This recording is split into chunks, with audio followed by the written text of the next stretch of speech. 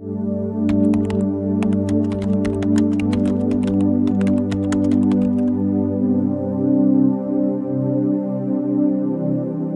kung ang pagising mo sa gabi para umihi ay hindi lang basta istorbo, kundi babala mula sa iyong puso o kidney? Kung bumabangon ka ng mahigit 2 beses kada gabi para lang umihi, hindi ka nag-iisa, pero hindi ibig sabihin na normal ito. Maraming tao ang iniisip na bahagi ito ng pagtanda, pero ang totoo, maaaring may sinasabi ang iyong katawan. Pwedeng babala ito mula sa iyong pantog, prostate, kidney, o kahit puso mo. Ngayon pag-uusapan natin ang 8 pangunahing dahilan kung bakit ka paulit-ulit na gumigising para umihi sa gabi. At ang mas mahalaga kung paano ito aayusin. Dahil hindi lang ito tungkol sa pag-ihi, ito ay tungkol sa iyong tulog, enerhiya, kalusugan at kinabukasan. Tapusin mo ito hanggang dulo. Ang unang dahilan ay tiyak na ikagugulat mo at kapag naayos ito, pwede nitong baguhin ang iyong mga gabi. Magsimula tayo sa ika-8, sobra ang pag-inom ng tubig sa gabi. Mahalaga ang hydration, pero mas mahalaga kung kailan ka umiinom lalo na sa pantog mo. Maraming matatanda ang bumabawi sa fluids sa gabi. Siguro'y naging abala ka buong araw, nakalimutang uminom ng sapat kaya bumawi sa gabi. Pero ganito ang nangyayari, patuloy pa ring nagtatrabaho ang iyong kidney habang natutulog ka. At kapag napuno ang pantog mo, magigising ka para ilabas ito paulit-ulit. Ang resulta, putol-putol na tulog, pagod, kinabukasan. Ang solusyon, ayusin ang schedule ng pag-inom. Uminom ng mas maraming tubig mula umaga hanggang hapon. Pagdating ng alas 6 ng gabi, bawasan na ito. At kung kailangan mong uminom para sa gamot sa gabi, sapat lang. Para malunok ito, huwag nang uminom ng buong baso maliban na lang kung sinabi ng doktor mo. Tandaan, hindi lang ano ang iniinom kundi kailan. Ang simpleng pagbabago ng oras ng pag-inom ay makatutulong para sa mas malalim na tulog at mas mataas na enerhiya. Ngayon naman tingnan natin ang ika-7 dahilan, isang bagay na baka hindi mo inaasahan. Ang iyong pagkilos sa maghapon. Maniwala ka man o hindi, ang matagal na pag-upo ay pwedeng magdulot ng mas madalas na pag-ihi sa gabi. Ganito yan kapag kulang ka sa galaw, lalo na kung matagal kang nakaupo, naiipon ang likido sa iyong mga paa. Kapag humiga ka sa gabi, bumabalik ito sa iyong daluyan ng dugo. Dahil dito nagiging aktibo ang kidney at napipilitang gumawa ng ihi sa oras ng tulog mo. Karaniwan ito sa mga matatandang masyadong nakaupo buong araw. Pero kahit kaunting paggalaw ay pwedeng makatulong. Maglakad ng 10 minuto bawat ilang oras. Kung nakaupo ka lang, gumalaw gamit ang mga binti kahit habang nakaupo. Isa pa, itaas ang mga paa ng mga 20 minuto sa hapon para bumaba ang pressure sa gabi. Hindi lang para sa puso mo ang paggalaw, mahalaga rin ito para sa pantog mo. Konting kilos sa araw, mas mahimbing na tulog sa gabi. Ang simpleng maalat o matamis na merienda sa gabi ay mukhang walang masama, pero maaaring pinapahirapan nito ang iyong pantog habang natutulog ka. Ganito ang paliwanag, parehong nakakaapekto sa balanse ng likido sa katawan ang asin at asukal. Ang asin ay nagpapauhaw at nagdudulot ng pagpigil ng tubig sa katawan. Pagkatapos habang natutulog ka, tinatanggal ng katawan ang sobrang likido at ipinapadala ito sa pantog. Samantala ang asukal ay nagpapataas ng paggawa ng ihi at maaaring makairita sa lining ng pantog, lalo na kung hindi maayos ang iyong blood sugar. Kung kumakain ka ng chips, crackers, matatamis o kahit maalat na mani bago matulog, baka yan ang dahilan kung bakit gising ka ng gising. Sa halip, subukan ang protein-rich snack gaya ng nilagang itlog o ilang piraso ng almonds. Tinutulungan nitong panatilihing matatag ang blood sugar mo habang natutulog. Mainam din na tapusin ang hapunan ng hindi bababa sa 3 oras bago matulog. Kung kailangan mo talagang magmeryenda, panatilihing magaan at masustansya. Ang maliit na ugali na ito sa gabi ay isa sa pinakamalalakas na dahilan ng pag-ihi sa gabi. Palitan ang kinakain mo at kailan mo ito kinakain at baka hayaan ka ng pantog mong makatulog ng mahimbing. Ngayon naman pag-usapan natin ang gamot at bakit mahalaga ang oras ng pag-inom nito. Kung umiinom ka ng diuretics o gamot sa alta presyon, ang timing nito ay mahalaga. Ang diuretics o tinatawag ding water pills ay tumutulong sa katawan na alisin ang sobrang asin at tubig. Mahalaga ito para sa puso at kidney. Pero may epekto ito, mas madalas kang iihi. At kung iniinom mo ito malapit sa oras ng tulog, pwedeng dumami ang ihi mo sa mismong oras na kailangan ng katawan mong magpahinga. Kahit ang ilang gamot sa alta-presyon na hindi diuretics ay pwedeng magkaroon ng ganitong epekto. Ang solusyon, kumonsulta sa iyong doktor tungkol sa pag-adjust ng oras ng pag-inom. Kadalasan mas mainam na inumin ang diuretics sa umaga o hapon para may sapat na oras ang katawan mong ilabas ang likido bago matulog.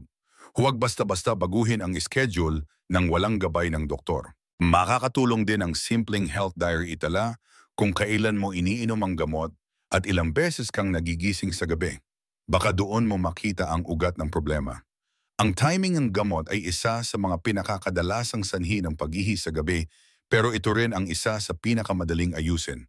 Ang madalas na pag-ihi sa gabi ay maaaring senyales na ng mas malalim na problema, lalo na kung ikaw ay higit 100 taong gulang. Para sa mga lalaki, maaaring ito ay dahil sa lumalaking prostate. Habang lumalaki ito, naiipit ang urethra at pantog, kaya nahihirapang maubos ang laman nito. Kahit kaunting ihilang pakiramdam mo, ay kailangan mong bumangon agad at paulit-ulit. Para sa mga babae, ang problema ay maaaring humina ang pelvic muscles lalo na pagkatapos ng panganganak o menopause.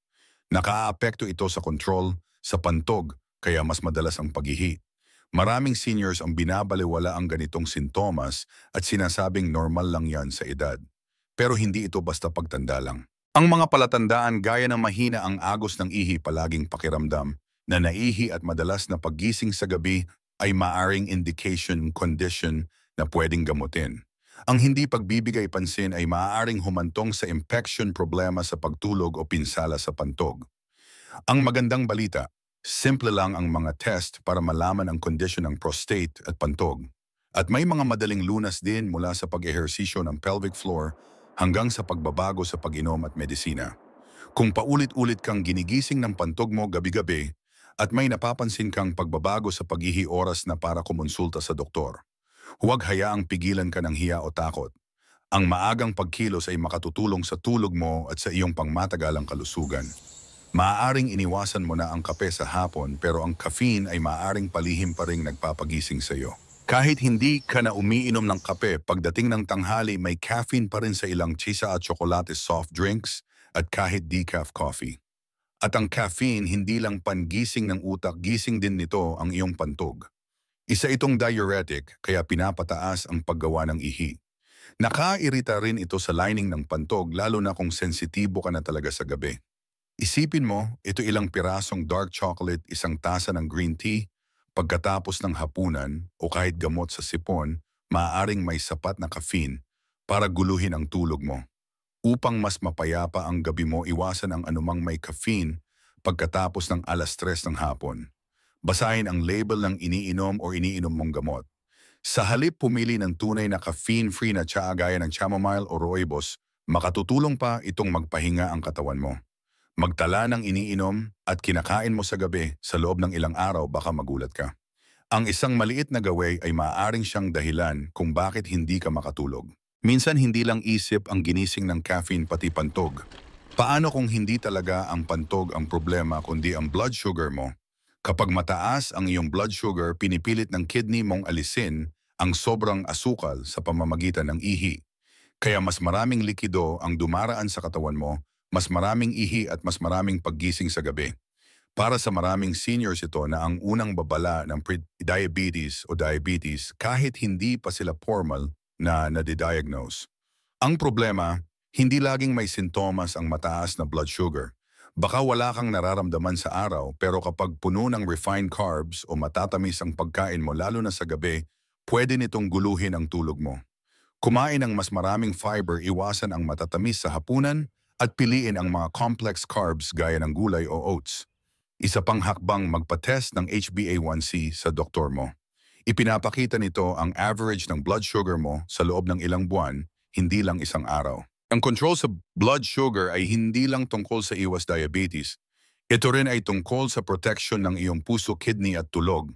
Kaya kung gabi-gabi kang napapabangon para umihi, baka hindi pantog mo ang sumisigaw, baka asukal mo ang nagpaparamdam. Ngayon, narito na ang pinakanakagugulat sa lahat, ang iyong puso. Oo, maaaring ang tunay na dahilan ng madalas mong pag-ihi sa gabi ay ang kondisyon ng iyong puso. Kapag hindi mahusay ang pag-pump ng puso, nahihirapan itong ikalat ang dugo at likido. Sa araw naiipon ang sobrang likido sa iyong mga paa. Pero sa gabi, kapag humiga ka, bumabalik ito sa sirkulasyon. At dito kumikilos ang kidney para gumawa ng ihi na nagpapaihi sa iyo habang tulog ka. Karaniwang senyales ito ng early heart failure lalo na sa matatanda. Baka wala ka pang nararamdamang sakit sa dibdib o hirap sa paghinga, pero kung namamaga ang paa mo pagod ka paggising o hindi ka makatulog ng patag, posibleng babala na ito ng puso mo. Ang madalas na paghihi sa gabi ay hindi lang istorbo, pwedeng ito ay senyales ng mas seryosong issue. Ang magandang balita, madali lang itong ipacheck. Magpa-test ng BNP o magpa-echo sa doktor. Sa tamang gabay, gamot, lifestyle changes at kaunting disiplina, pwedeng gumanda ang kalagayan ng puso mo at bumuti rin ang tulog mo. Huwag baliwalain ang ugnayan ng puso at pantog. Ang madalas mong pag-ihi ay maaaring boses ng puso mo hinihiling kang makinig bago pa ito lumala. Ngayon alam mo na ang madalas na pag-ihi sa gabi ay hindi basta pagtanda lang. Ito ay babala, senyales at minsan ay paalala na kailangang may baguhin ka. Mula sa oras ng pag-inom ng tubig, galaw sa araw, pagkain sa gabi, epekto ng gamot, blood sugar, pantog, hanggang sa puso mo, lahat ito ay may papel sa kalidad ng iyong pagtulog. At ang pinakamagandang bahagi, pwede mo itong ayusin. Hindi mo kailangang tiisin ang putol-putol na tulog. Hindi mo kailangang masanay sa pagod at pagkairita. Simulan mo sa maliit na hakbang, uminom ng mas maaga, gumalaw ng mas madalas, kumain ng mas malinis at subaybayan ang iyong sintomas. And kung buhatid nung may katuwang sa pag-track ng mga ito, narito ang isang simpleng tool para sa iyo. Kung iniisip mong maaaring may mas malalim na dahilan sa problema mong matulog, i-download ang libreng Senior Health Tracker app. Pwede mong ilog ang fluid intake mo, oras ng pag-ihi at epekto ng gamot, lahat sa isang lugar. Huwag manghula, gumamit ng smart tracking. Pindutin ang link sa ibaba para makuha ang iyong access sa Senior Health Tracker. Isa itong gabay, journal at paalala sa isang app lang. Huwag hintaying lumala ang senyales bago ka kumilos. Simulan mo ngayon. Mas mahimbing na tulog, mas matatag na kalusugan at mas may kontrol sa buhay gabi-gabi.